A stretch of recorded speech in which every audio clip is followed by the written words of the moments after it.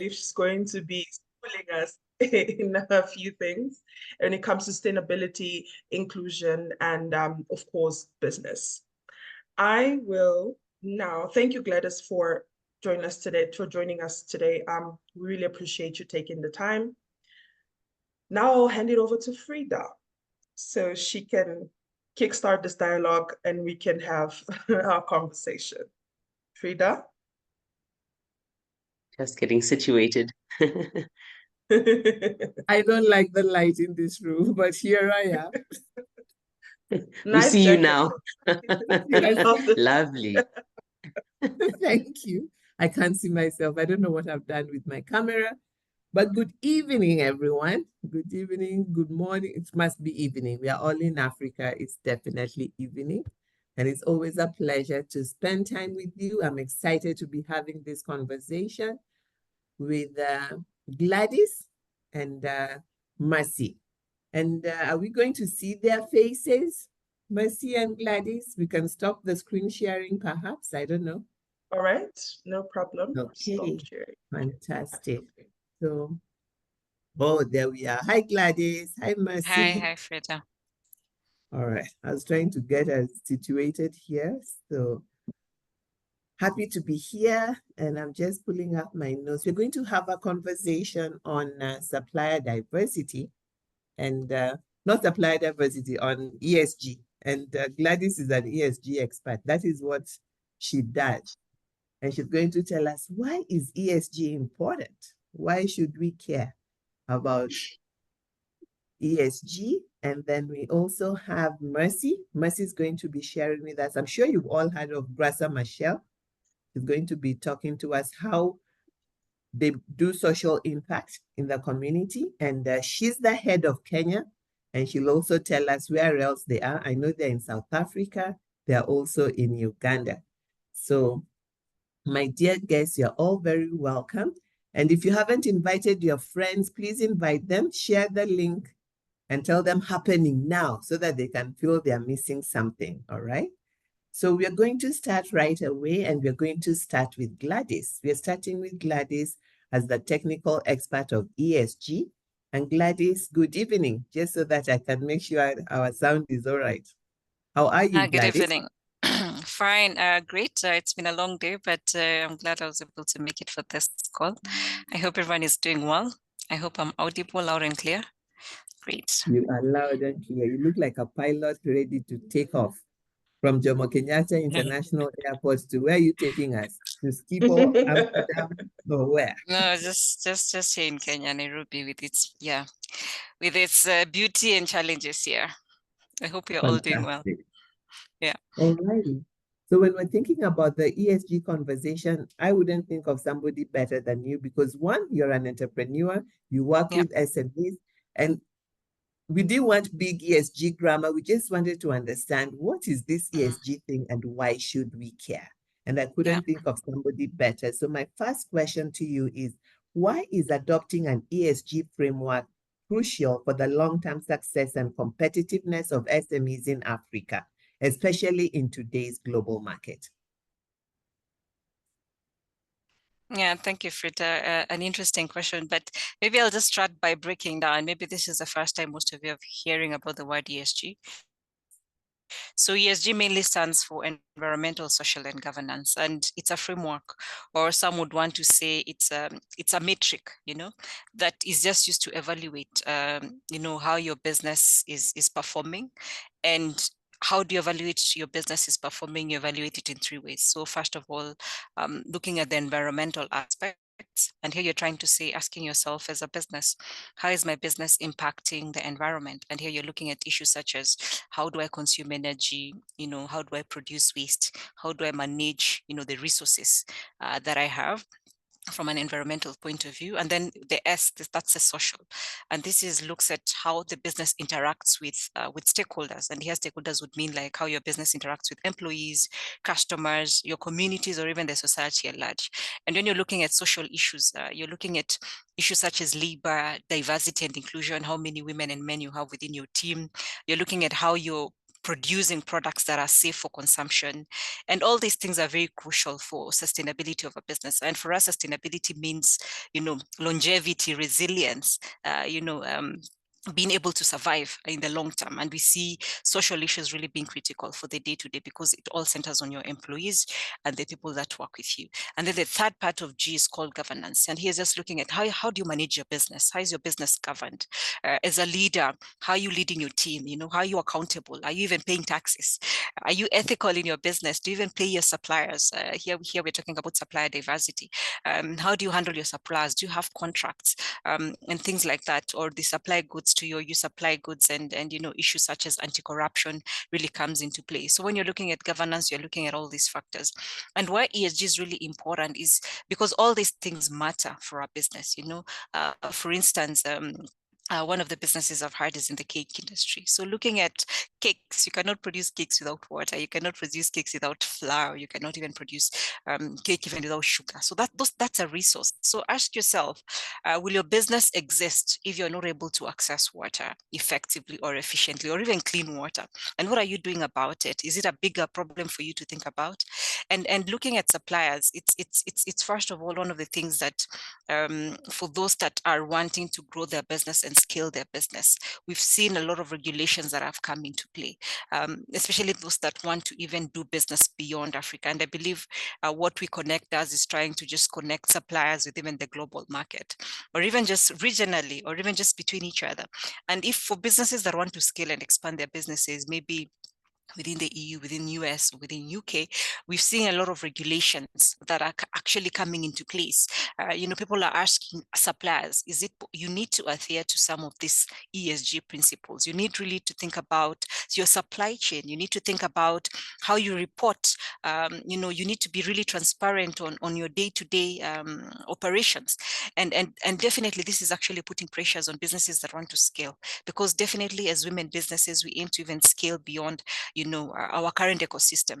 And this is very important. And just to give an example of some of the regulations that are keen, that we've seen coming into play are like those that are within the EU. So you're required to just report. Like in Kenya, you're just required to report, how are you sourcing your products? You've heard about, as a supplier, the people want to know if you're supplying flour.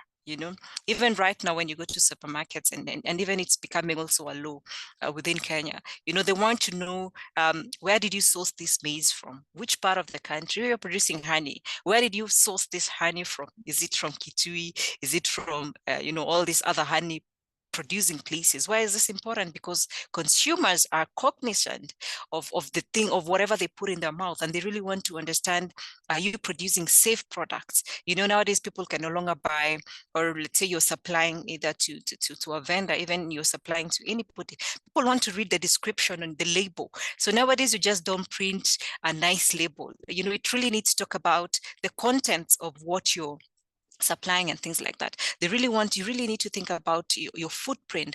And one thing, and why governance is very important, people want to associate with a business that is ethical. People want to associate with a business that really is not causing harm, that is in the news all the time because of either mismanagement or bullying or such issues. And these are all governance issues. And in such a way, so as a business, just thinking about these regulations, but also from a consumer demand point of view, what they're looking at is really critical. And for those that even want to scale beyond Africa, or rather want to scale globally, we have the EU Green Deal. So these are for businesses that either you are exporting your beans, or you're exporting your avocados, or those in South Africa, you're exporting different products. There's the EU Green Deal that is saying, for women businesses, how are you thinking about your carbon? Are you using renewable energy? Are you sourcing sustainably in such a way? So these are all regulations. And then just to finalize is issues such as certifications. You've heard of different certifications, ISO, you've heard of fair trade, you've heard of, just things that give you validity as a business. And we've seen a lot of investment, those that are also looking to attract, say, investors, to come, or even just financial support. Someone wants to find out, we have investors, even nowadays banks, they have targets. I don't know if any of you have sought funding recently. But right now, most of them, especially the large banks, they have targets for them to be able to bring in financing that is ESG focused. So how do you position your business to really be compliant to ESG, so that when you're going to assess a loan, you're getting reprieve. You're not getting the expensive interest rate that someone else who would not maybe integrate or maybe work with more women as within their supply chain, or have transparent reporting structures. If financial institutions nowadays are having ESG focused targets, but how are you aligning your businesses towards some of these things? So it's very important. I know I've mentioned issues such as the E, the S, and the G. And just to cap it, is first of all, the way of doing business is changing, how the supply chain is changing. Consumers are demanding more, the government is demanding more, exporters or the global market is demanding more, and even the investors and financial institutions, they're saying we have the money, but you're not getting good businesses that are investable. So how do we position yourself? And ESG can actually be that framework that you actually implement by trying to think about, how do I ensure I'm designing efficiently? If I'm producing honey, if I'm producing cakes, how am I thinking about resource efficiency? Yeah. How am I thinking about my supply chain? Product safety. How am I being transparent as a leader? Am I ethical in my business? Am I communicating the right information? Am I governing my team to scale? Am I involving more women within my supply chain? And things like that. And those, maybe you may not call them ESG, but those are ESG metrics. If you measure them, if you track them, they can actually create a narrative for your business and help you scale. Over to you, Frida.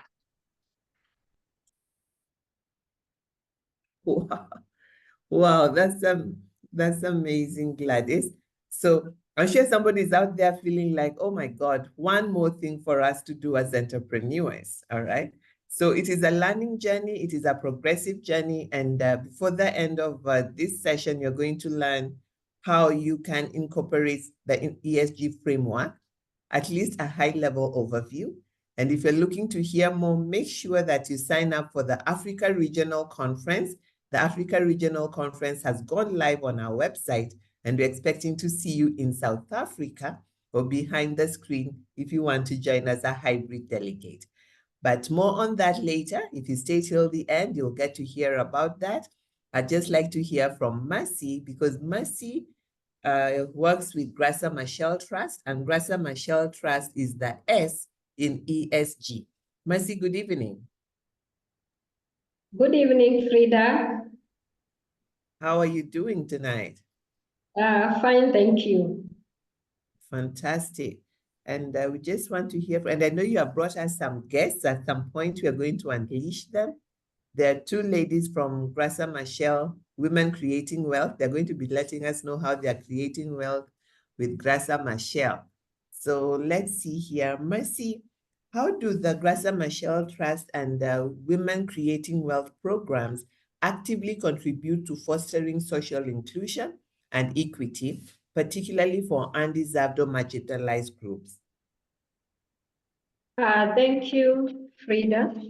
The Graça Machel Trust is a Pan-African advocacy organization focused on advocacy on child health and nutrition, education, women's economic and financial empowerment, leadership, and good governance. So the trust works on social inclusion and equality, mainly for women and children. And the trust acts as a catalyst in different countries across the continent on the protection of the rights of children and women, their dignity, amplifying the women voices. So this is done through amplifying women movements and by harnessing and protecting the contributions of women through economic, social, and political development. And the trust also works globally with regional institutions and with local partners in different countries. So in terms of being able to influence different policies, the trust has a big advocacy program, which then works to influence decision makers in different countries through change of policies and practices to create societies that value social justice and to promote and protect the rights of women and children. When we look at reaching out to the more or less marginalized communities, we have the Women Creating Wealth Entrepreneurship Project, which is a flagship program of the Graça Machel Trust. It was initiated in 2016, and this was in response to the challenges that the trust realized were there through the advocacy in different countries. And these challenges touch on mainly the micro, small, and medium enterprise development across Africa of women-led and women-owned businesses. So the Women Creating Wealth program then is an entrepreneurship program designed to shift behaviors and empower women with skills and confidence to transform their businesses from income generation to wealth creation. This particular program reaches the women from all corners of Africa and from all backgrounds. So this current program is running in Kenya and has been running since last year in October. And this program also runs in 5 other countries. That is Tanzania, we have Malawi, we have Zambia, we have South Africa, we have Senegal. The Women Creating Wealth also has programs in Uganda, and we also have some advocacy programs in Mozambique and a few other countries in Africa. When we look at what we do with the different women, we recruit the women from all corners of life, from all sectors of the economy, and we put them through a rigorous 10-month program. This particular program is supposed to build their capacity as women, their confidence to be able to face the world, to be able to do their businesses, to be able to have impact in the communities. Our program trains women through an online platform, then offers them technical assistance. So the training may run between 3 to 5 months, depending on what program someone is. Technical assistance for another 5 months, very comprehensive, with a coach and mentor. And the coaching and mentorship is on the wellness of the business proprietor, the wellness of the business, and then coaching and mentorship from a financial access point of view, and coaching and mentorship from a market access point of view. Then once they have completed that, we are able to put them in a business community, which then goes on for the rest of, we would say for the rest of their life, so long as they want to remain in the business community of practice. And here they have the opportunity to link up with entrepreneurs from all the countries that Graça Machel Trust operates and the Women Creating Wealth program runs. The other great aspect on this program is the fact that as we run the program, we are able to pick the different issues that the women are facing in terms of being underserved, the marginalization of women, and using this platform and program to be able to advocate both at the public and private sector platforms for a shift of practices, policies, and mindsets so that we can get an enabling environment for women entrepreneurs to thrive in different countries. So in a nutshell, that's what we do, both from a policy perspective and also from a direct impact on the women entrepreneurs in Kenya and in the different countries. And some of our entrepreneurs have actually introduced themselves, and I've had Frida say she will give them a chance to say who they are and what impact they have been able to have in the program so far. I can see some of them. I guess when the time comes, they'll tell you what they have seen in the program. And we also have a call for application that's currently running, but I will be able to run through that towards the end. Thank you. Thank you. Thank you very much, Mercy. And I'm happy about the work that you're doing, because I'm sure somebody is here wondering, so why is Women Creating Wealth here? I like when you said that your program doesn't just help them to generate revenue, but it helps them to create wealth. Many of us spend a lot of time just making money, and well, money is good. What is the big goals? It sounds like Women Creating Wealth can give us a bigger goal. So if you're out there and you're looking for a program to help you create wealth, definitely that is a program to think of. And if you're out there and you're a supplier, you're a reseller of goods to organizations, whether it is public sector or private sector, WeConnect is your connector. That is why we are here with WCW, because WCW provides capacity to create wealth, and we provide supplier development to help you connect to corporate bids. So that is a synergy, that is a collaboration. And I think it was Brenda or Jessica that was saying earlier, collaboration is very critical for us to be able to grow and thrive. So next I'd like to hear, Mercy has told us a lot about, a little bit about what they're doing at WCW. And there are two people here who are from that program. I'm going to give them a few minutes to let us know what has WCW done for them and what problem are they solving? So what are their names, Mercy? Perhaps you can introduce them.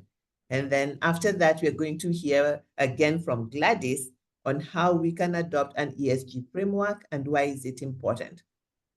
So let's hear from the WCW alumni. Thank you. Let me first acknowledge that we have Melissa Mwiti, who is the country coordinator for the program with Graça Machel Trust, and she is our direct contact with the women entrepreneurs. And you will allow me to give her the floor so that she can be able to nominate the entrepreneurs she's been able to bring on board. Melissa? Thank you very much, Mercy. Melissa, you're welcome. How are you tonight? I'm very well, thanks. Allow me to switch on my video just a little.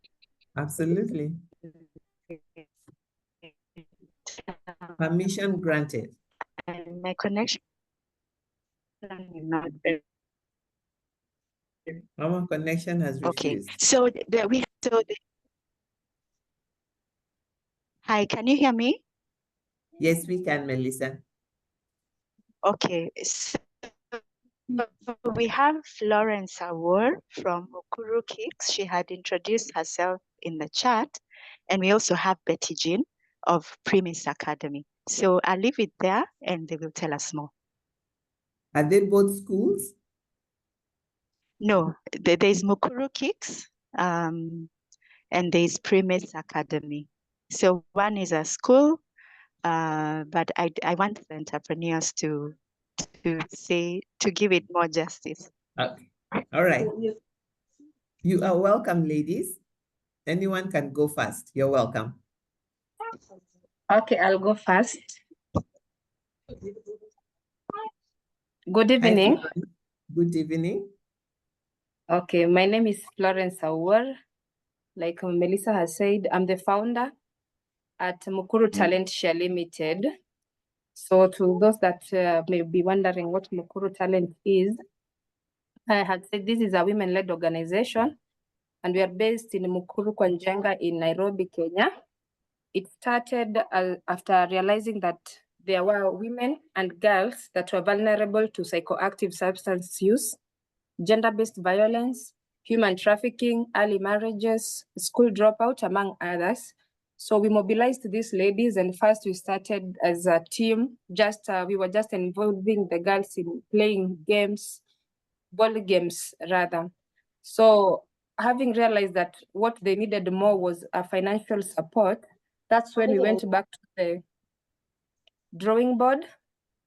Then we came up with the solution, and that was to equip them with the skills and the knowledge to handcraft quality leather balls. So this is what we do. We give them the training for free, which in turn helps them. The impact that we have created in the society is like employment opportunities for the local resident, as it is an income generating activity which has helped to improve their living standards. We also give them skills. Can you get me? Yes. Okay. There was a problem with the sound. So we also improve their skills in a way that even once one is not here with us, they can still use the same skills elsewhere. They acquire new skills in manufacturing, and this can increase their future employability. We've also helped the community to grow in a way, because now having an industry or a company within a community or a setup is something that helps that area grow in a way, because we are helping in generating income that sometimes also helps. We have sewer lines, we have garbages. Sometimes the ladies that we have in our workshop, we dedicate some weekends to just do cleaning within the community, which is also an impact because hygiene is important. So that is something that we do voluntarily for free without having to involve the government to support us in any way. So we are also empowering women and young girls that have dropped out of schools to know that even though your parents may not have afforded to pay for your school fees, that is not the end of life, and you do not have to go following after men for you to get something to sustain yourself because somebody tells you, I can't afford to buy sanitary, so I need to have a boyfriend to buy me those. Yet someone is below 18 years. We have ladies that have gotten children at the very young stages. There's one with 17 years old with 2 children. So what we do, we try to talk to them other than just giving them the skills. We sometimes create some session for mentorship, and we invite people to come and talk to the young ladies to equip them with knowledge that can help them in their lives. Even after Mukuru Kicks, they still need to have something that can help them and also guide their siblings in the same line. So Mukuru Talent has impacted the society in a big way. And I also want to thank Graça Machel Trust for having come on board to help us entrepreneurs, because since I onboarded on their program, there are a lot of knowledges and ideas that I have gathered and gained from it that really helped me. We've been taught on how to be better leaders.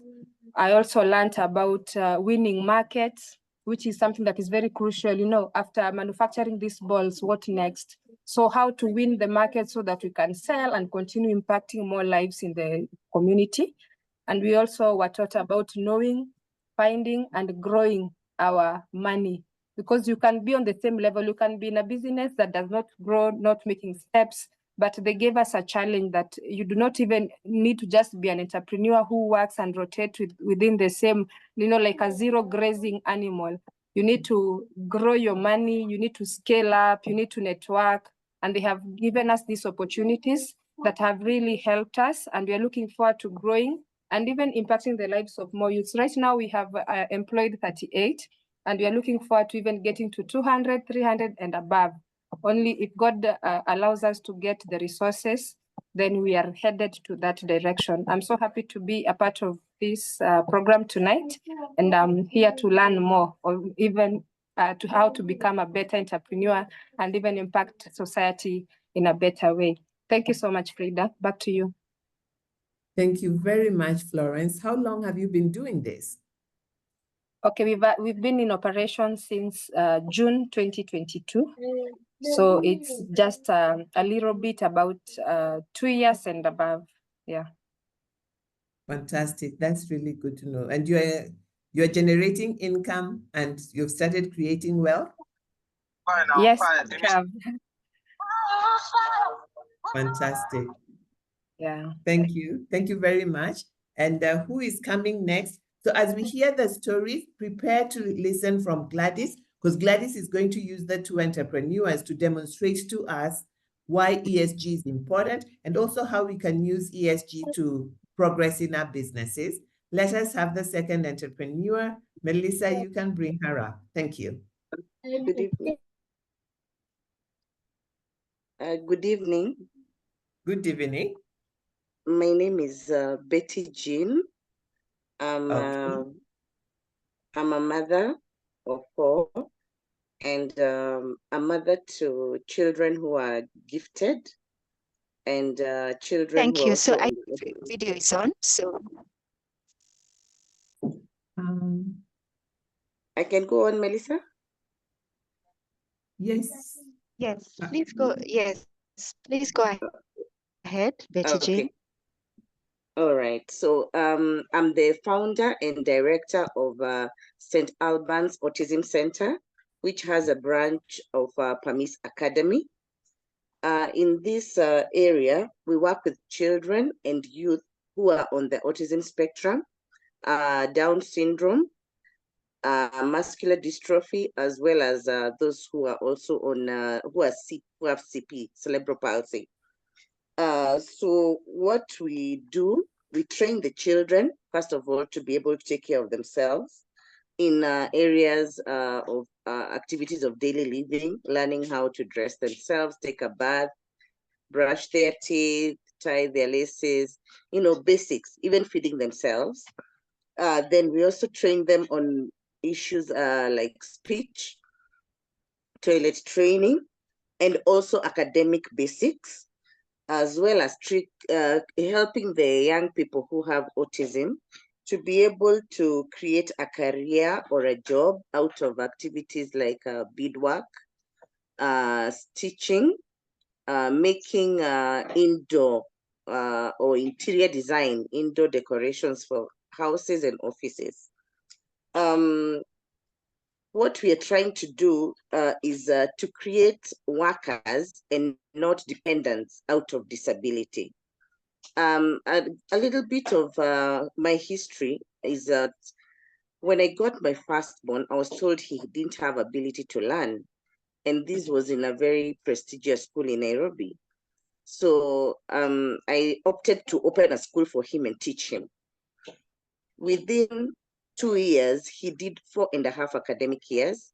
He's now ahead of those he started with, and he's in a national school, which he was called to. Sio ya kutafuta. In Kenya, we look for schools. Now, this one was actually, it was his own effort. So that is a great milestone. My other son did not have speech up to 4 years, but after doing speech therapy, occupational therapy, by the time he was 5, he could talk, and he's now what you can call a genius. Same case to the others. They are very bright. I'm talking about children who can talk scientific things like the periodic table at the age of 5, and not just the 20 elements we learned in high school, but all the 118. So these children are usually very bright. So out of my own experience, that is how I started the center. And now I've been able to help several children who have come to me without speech, without any writing ability. And within a year, the child is able to talk and to write and to join a normal school. Even toilet training for children who are even 10 years and above. So this has impacted the society because, first of all, the parents can now be able to go to work, because it's usually very difficult for the parents to even find a good caregiver for their child. So you'll find there's a high turnover, but when the child overcomes and they're now within the normal range, it becomes easier for the parents to handle their house. Then it also relieves frustration on the child and the parent as well. Most parents actually develop what we call a depression out of the condition of the child. So we end up now having 2 people who are ill or 3 people who are ill.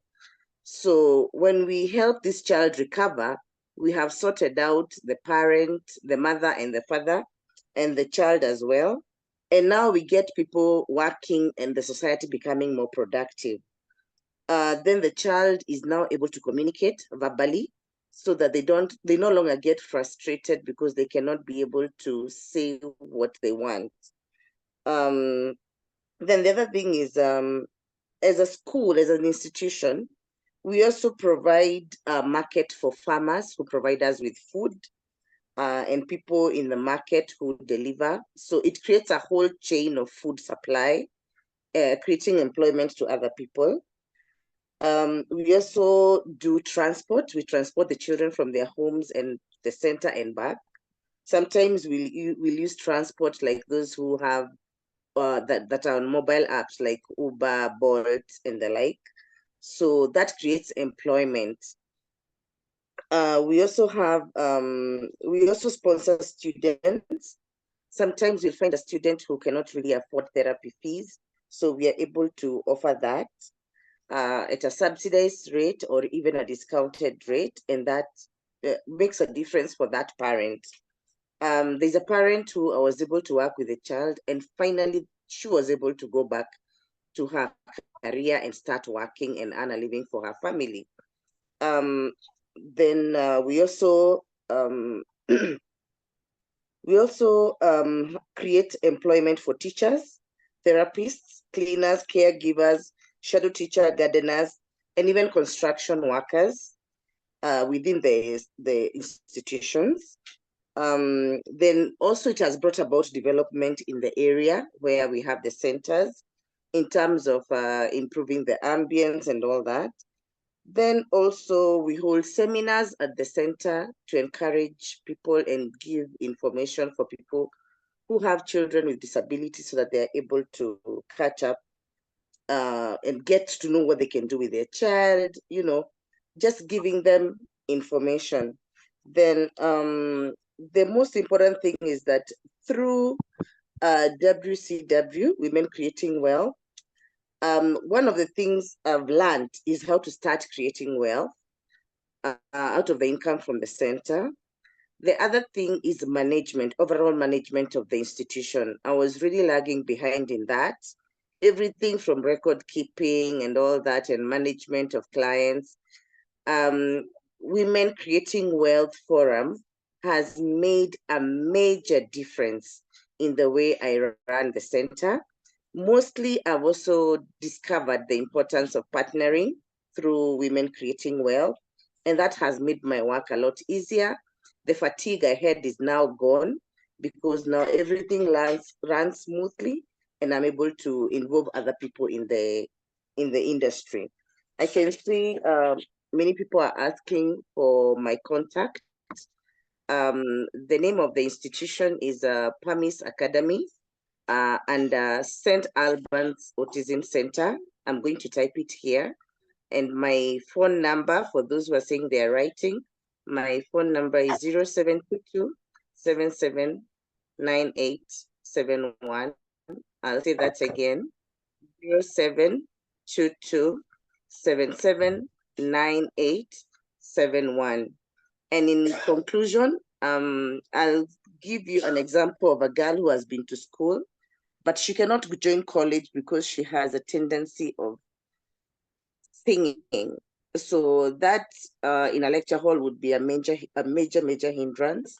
So one of the things I'm working on, and I'm now training her, is to stitch and make wedding gowns so that she can start her own line for wedding attire and make some income for herself. She's only 20 years old, but she's very good at stitching.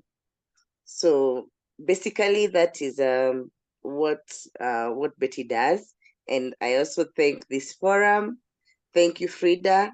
And thank you, Mercy, Melissa, for creating this avenue.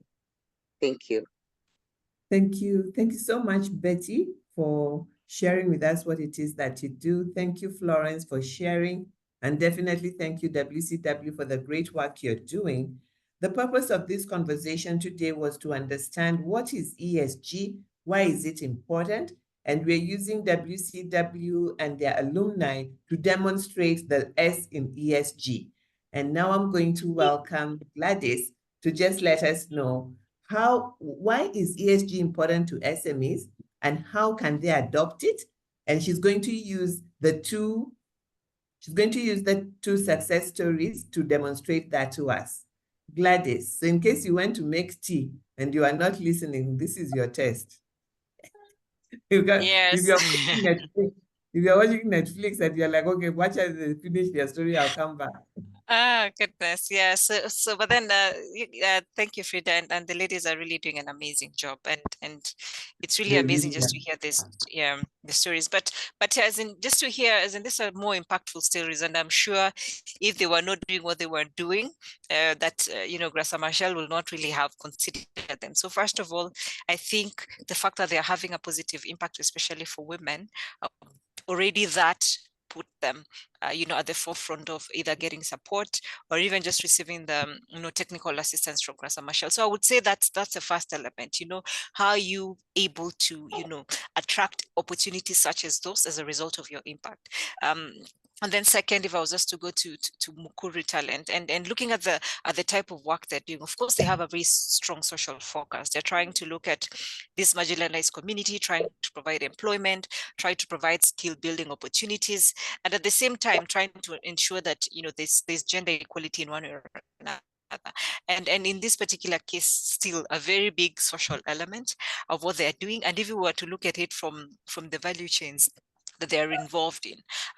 We are seeing, in the leather production value chain, and it's really a competitive value chain. I don't know how many of you are have met leather entrepreneurs. So they're really in a very competitive space. And if they were just to think about the E and how they can position themselves better, is there, I'm sure they're really taking, leather as a product and trying to come up with innovative solutions. And we know that I'm not really sure about their business model, but if they're actually using leather products and redefining or reusing them, that's already an opportunity for them, and they're able to earn revenue. So definitely they're trying to take leather, which is what I would say is not a product. Let's say if it was left lying around, would actually cause environmental harm, and designing products that are good, they can be able to sell. So definitely it promotes environmental sustainability in one or another. And even just trying to see, how they're structured, they're dealing with this, with these different groups, how they're trying to just position themselves as a social enterprise. We see that it really has a strong focus on the S and attracting the right the customers that they're looking to attract. And definitely if they were looking to scale, leather is quite a competitive value chain, and leather actually, if you were to look at carbon footprint and you were to look at the environmental impact of getting into such a value chain, definitely it has quite a lot of potential of reducing some of these effects. So if they were to approach another partner beyond Graça Machel and and say we are solving an environmental program, then definitely they'll get the opportunity. With Graça, they've gotten the S, they've gotten this opportunity, and them just being able to design a program for low income dwellers really is big. And then definitely very inspiring, from Betty, great opportunities. And definitely here we are looking where does ESG come in? We are looking at issues such as diversity and inclusion. Definitely within the community, there's stigma, but they've identified this opportunity of empowering individuals who may not, how do we call them? We don't really call them disabled, enabled differently. And leveraging on that opportunity, you're saying, these young people may view them as they're not able to understand, but you've taken this opportunity and provided skilling and definitely providing an impact. And as a result, it really sets you apart. I don't know how many institutions are doing what you're doing.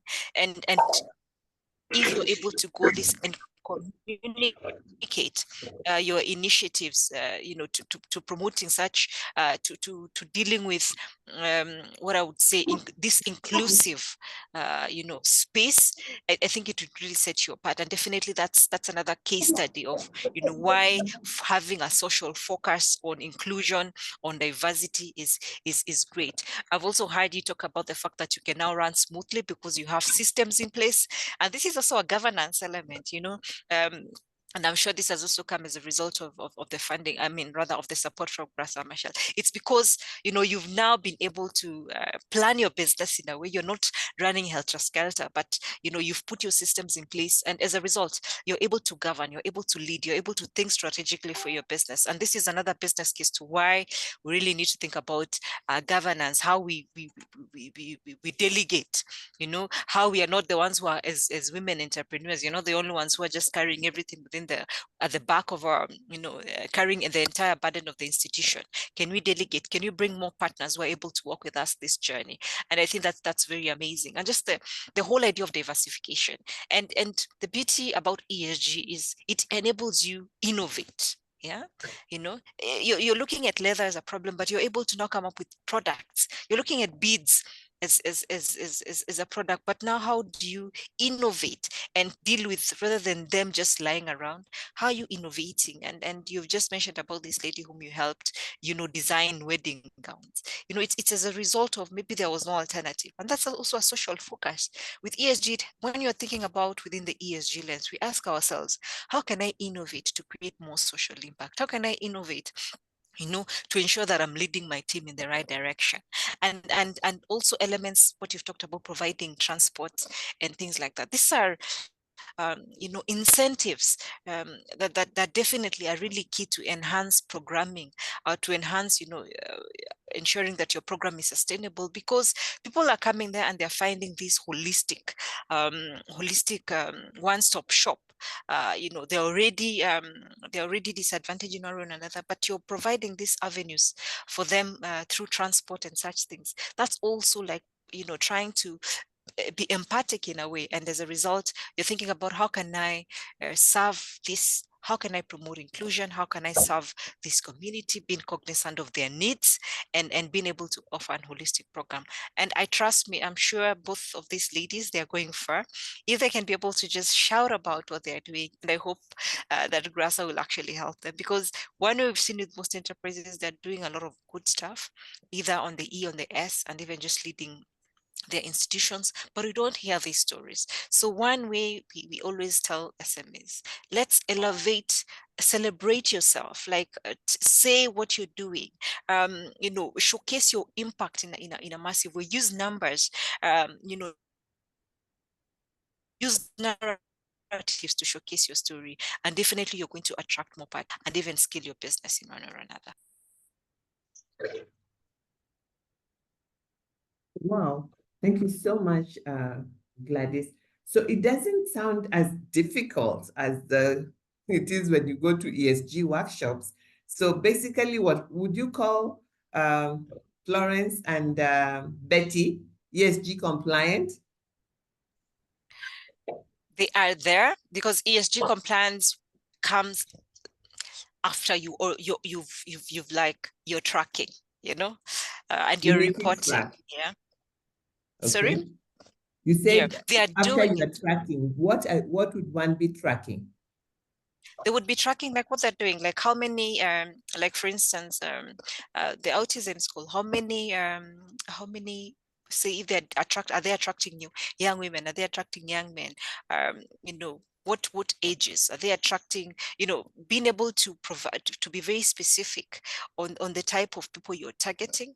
And then of course, what are some of these impact stories? Yeah, you've talked about how many of them have gotten jobs, you know, what type of jobs have they got? Have they gotten? What type of income? You know, what is it? How has notions or beliefs or you know, stigma, how has it shifted? And this can just be having interactions with you know, the participants themselves, but also those that are with them, like their local ecosystem. Just getting these nuances and being able to either just put that and come up with an impact story. That is one way that you're able to actually validate, hey, I'm making a difference. But you can only validate ESG because ESG are like metrics, you know, it's like there are metrics that help you determine if you're to that journey of sustainability. And you cannot you cannot progress unless you've measured where you are, improved, and continued progressing. Yeah. So, and we have tools internally that help you just determine what is your baseline. Did you start? Where are you right now? Are you actually having the impact that you're talking about? And this needs to be validated by the beneficiaries or the people you're actually serving, or you're working with. Yeah. Thank you. Thank you so much, Gladys. So if you're listening, let us know, is this making sense for you? Is it making ESG look closer, or is it still making ESG look like some big elephant out there? And well, you can do that for us in the chat. And Gladys, I'd just like you to let us know then, what are the benefits of being ESG compliant as an SME? I'm saying that sounds like too much work. I have to measure impact stories, the things to measure. I don't know, there's impact stories. I'm the one who opens the door for people. I pick the phone, I do everything. Yeah. How am I going to manage all this? Yeah. And So first, why should I care? Yeah, it's first of all just trying to start simple. There's already, and what I normally say SMEs, like, if you ask an SME, do you have impact? Most SMEs will say, especially social enterprise, they'll say, yes, I'm having impact. So first of all, start with what you're already doing. Speak about it, publish it, tell people, use it to engage institutions like Grasa Michelle, like, have numbers. So that's first of all. There's already how you started your business, your vision, your mission. It's there already. So first of all, I would say start with where you are, yeah, telling your story. And I would say social enterprises have very good stories, but how are we packaging them? Yeah, how are we having ambassadors just speak for us? And then second, let's say you're a supplier. One thing would be aligning yourself with already businesses that are doing, especially what you're saying about to connect, you're looking at corporate institutions that you're linking them to suppliers. So aligning yourselves with such suppliers helps you, because first of all, even before you supply to them, they have this checklist, do this, they have this checklist. So by aligning with that, the journey becomes easy, meaning there's already a demand from them, for you to actually be compliant, for lack of a better word. So one way would just be, aligning yourself with a such institution. And then third is just being able to, as you're designing your strategy, or as you're designing where you're going as a business, as you're sitting down to create your goals, just ask yourself, how can I use resources efficiently? And it doesn't really require, how can I innovate? How can I save money for my business? Because money is one of the SMEs, really, we are struggling. And I'm a business. I always ask myself every day, how can I deliver this service with the least resources and still deliver value, for my customers? So at the end of the day, and the moment you start thinking from a resource efficiency, from, I want to make a difference, point of view or lens, or rather an impact lens, but still saving money, you'll find yourself innovating. You'll find yourself aligning, choosing people wisely, because you don't want really to choose, suppliers, or rather partners, who will make you go through a lot of loopholes, corruption, give me something small for me to give you business. The moment you've set these standards and said, this is my strategy, and I'm going to innovate and become very efficient in how I do my business, all that is ESG. You may not call it as ESG, but that's what it is. Yeah. And being able to just communicate your story, as in storytelling is one of the easiest way that a business can start. It can just be a message, it can just be something, it can just be on your website, on your social media, just saying, we support children with autism. Yeah, we care about them, something like that. That's a social narrative. It can actually go a long way. Yeah. Fantastic. I'm really liking this, and we are coming to the end of the conversation. Actually, we have stayed till now because we started late due to time hiccups. And one of the things that I'd like to ask, if you have questions for Gladys or WCW, I see the questions coming on the chat, and I'm going to give WCW to do a parting shot. But before we do that, I'd like Gladys to share with us. There's a question I was going to ask that it has just skipped out of my head. I was going to ask you, how does the people ask me two questions. One, what does it make a difference to be a social entrepreneur and just a regular business? Is there a difference, and what is the difference? Because you said social enterprises normally have a lot of impact to show. So what is the difference between a business and a social enterprise?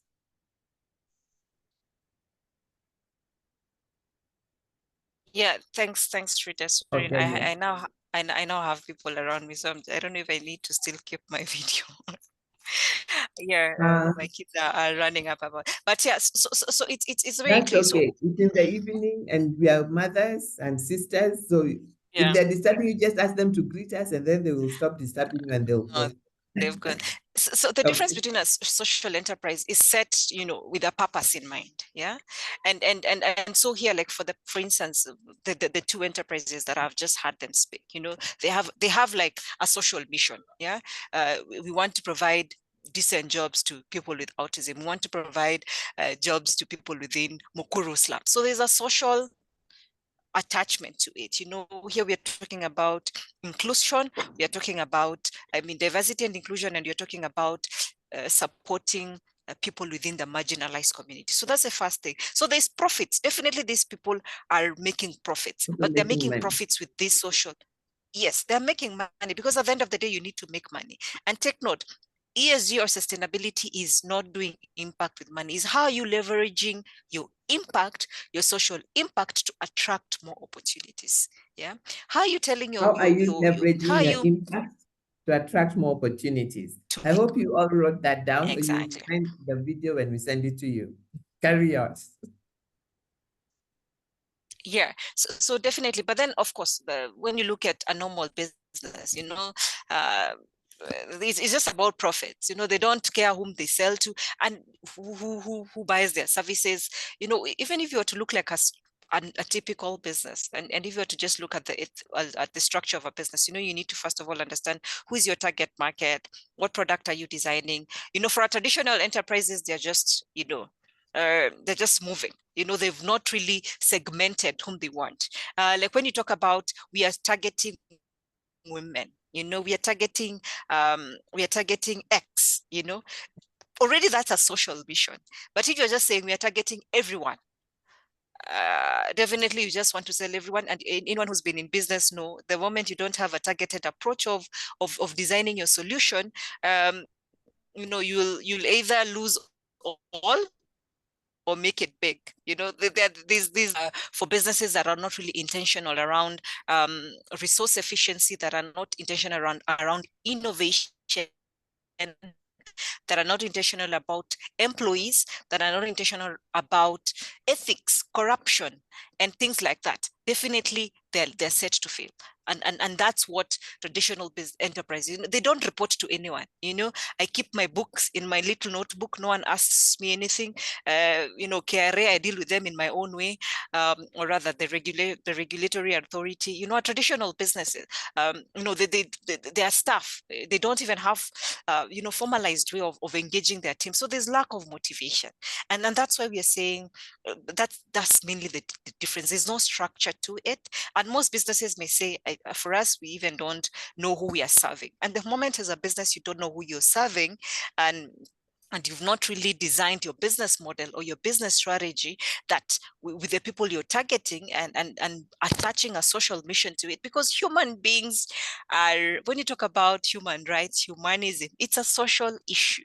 Yeah, if you're designing a cosmetic product, how are you designing it for young women to make them look beautiful, but also not to harm their face? The part of harming their face, that's ESG.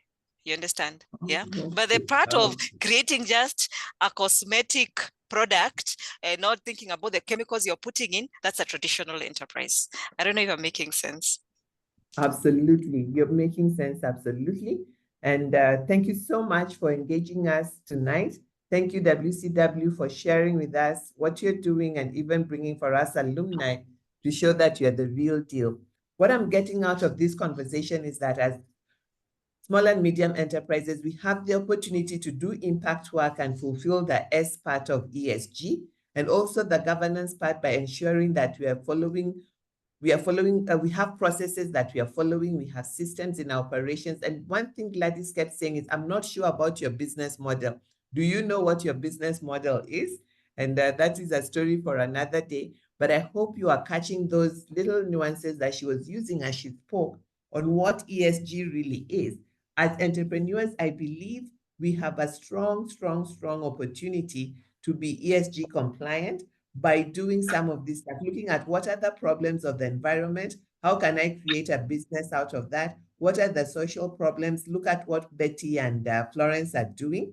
So we have a big opportunity. And before we close, Gladys is going to share, there's a question there, do you have a checklist? I'm sure you do. She has very many tools on on sustainability. So that is what she does. And when I first met Gladys, all she was talking to me was sustainability. Those days, I don't even think that word was there. And I kept telling her, what are you talking about, Gladys?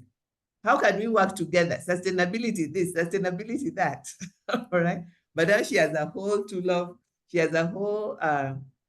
toolbox, because this is what she lives and breathes. So my friends, do you have a checklist for SMEs? Before she tells us the checklist, notice she said that if you supply organizations that are engaging in supplier diversity and inclusion, you're already part of the ESG cycle. And that is what we do at WeConnect. We connect you to corporate buyers who want to increase their spend on women, because we want the ones that we have currently are spending up to 4 trillion around the world on women. That can be for you also. You want to know how, you might be saying, oh, I've certified, I didn't get a piece of that cake. We have a new and improved process for you to get that cake. So let's listen to Gladys. Does she have a checklist? Where do I begin? Before I give it back to Matthew for her parting shot. Yeah, Gladys. so there's a checklist, and I'm happy to share that with you.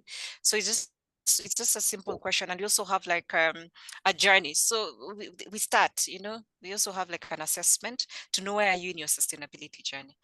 Some of you, I know they're at 10, others are at 5, but we say a journey starts with a single step. That's what I'm saying. Start your step.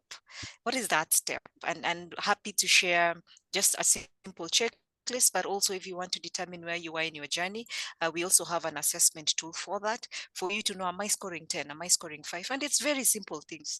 Am I hiring women? Do I have contracts for my employees? In my solution. Very simple things, and it's very easy to be ESG compliant, but also one element is how we're reporting it. So yeah, very simple things. They're very simple. You'll be surprised. You'll say, I'm already doing this. I'm already doing extra. With E, how are you thinking about if you're in the water business? Have you thought about where your water is coming from and things like that? Or are we all saying our water comes from the springs in the mountain? Do you even know where that spring is? And things like that. So resource efficiency and savings. And trust me, the moment you start thinking from an ESG lens, you will save money for your business. If there's anything you've not gotten, just think about that and start thinking with that lens. How do I innovate with an ESG mindset? And you will find you're saving money, you're retaining your staff, you're attracting the right people, such as Graça Machel, you're communicating your stories, people are able to say what you're doing in a positive way, and your stakeholders will be more aligned to what you're doing. Yeah. So yes, the answer is yes. Thank you very much. So if you want Gladys's checklist, the journey starts with one step. It starts with knowing WeConnect. Please go to our website, register, and email me that I have registered. I want Gladys's checklist, and I will give you Gladys's checklist because Gladys is my friend. All right. So you want to be my friend and get Gladys's checklist? Go to WeConnectInternational.org. It's very simple. Right at the bottom, right-hand corner, there's register now. Register. You'll get an email telling you that you have registered. Forward that to me, and you are going to get Gladys's checklist. Thank you very much, Gladys. It has been a pleasure meeting you tonight. Don't drop your email on the chat because they're going to email you and not register on the website. So I've become cleverer, my dear friends. So you need to register so that we can continue bringing people like Gladys to support you. WeConnect at what? I'm going to tell you just now. as Mercy gives us her parting shot. Mercy, you're welcome. Thank you so much, Frida. It's been a great session. For us, what we do with our women entrepreneurs, we ensure we amplify their voices. And the women entrepreneurs in Kenya, we have been amplifying them through the mainstream media, that's local TV stations, through documentaries that we've taken of their different businesses. And to ensure ESG compliance, we'd also say a checklist that when they apply to the program, we monitor different indicators that we work with, ensure that. Sorry, somebody doesn't have their mic. I'll muted. check on it just now. So, yeah. So in terms of ensuring compliance to ESG, then we monitor the different indicators that have been mentioned by Gladys, and we work with the entrepreneurs to ensure that they are able to measure up to that. And I'm really happy to hear Gladys mention issues about women, retention of women employees, policies around that which we re-monitor, policies around compliance, because a business can't have visibility unless you are compliant, both on the registration component, but also on the sector component in the country. So I would say we want to have as many women as possible on our program. Currently, we have a call for application running. I have put on the chat our call for application link, and I've seen somebody saying they are not able to do the application. I don't know, Frida, I think I would want to forward our contacts, our emails, yes, so that these people absolutely. can be able to reach out to you, and I'll basically check what's happening with the link. But I believe many of us here are ladies. We have businesses, or we have women-led businesses, or we are in partnerships where we have a significant 50, 60, or more % in running that business. Join us, let's walk this journey. Let's work towards ESG compliance, as Gladys has said, and we'll be able to get better businesses that are doing a lot more on advocacy and pushing on the rights of women and children in the country. Thank you. Thank you. Thank you very much, Gladys. Thank you very much, Mercy. And to connect with Gladys, she has a checklist, and I've already said you can register online. It is free, 100% free to register. It is certification that has an investment attached to it, but to register is free so that we can continue bringing you these kinds of programs to just enlighten you and enhance your chances of getting corporate bids, but also of success and growth. Thank you for joining us tonight. We have We Connect International Africa Dialogues every second Thursday at 7 p.m. Kenya time and 6 p.m. South Africa time, and I believe 4 p.m. West Africa time. It has been a pleasure serving you. This is going to be posted on our YouTube page, so you're going to be able to watch it later. If you registered, you didn't come back door through a friend, you're definitely going to get it as a video as the recording in your email. We are grateful that you're here. Remember, we are We Connect, and we connect suppliers to corporate markets so that we can drive more money into your hand. And we do that after training you and getting you certified. Next month, we're going to be having an event in South Africa, the largest supplier diversity conference in Africa. And we're inviting you to join us. You can either come, physically, if you're in South Africa, of course, even if you're in Kenya and you can fly. People in supplies have a lot of money, so you're welcome. There's early bird, $25 before the 30th, and then the regular price is going to be at $45. Certified members pay $30, and all this information is right now on our website. So please consider joining us, or you can join us virtually, and let's continue to making a difference in the world. Thank you, Gladys. Thank you, Mercy. Thank you, everyone, and have a fantastic night. Bye-bye. And Bye-bye. bye-bye. The host can log the meeting. Gladys, thank you. Bye. Bye. Bye, everyone. Thank you so much for joining. Bye. Bye-bye.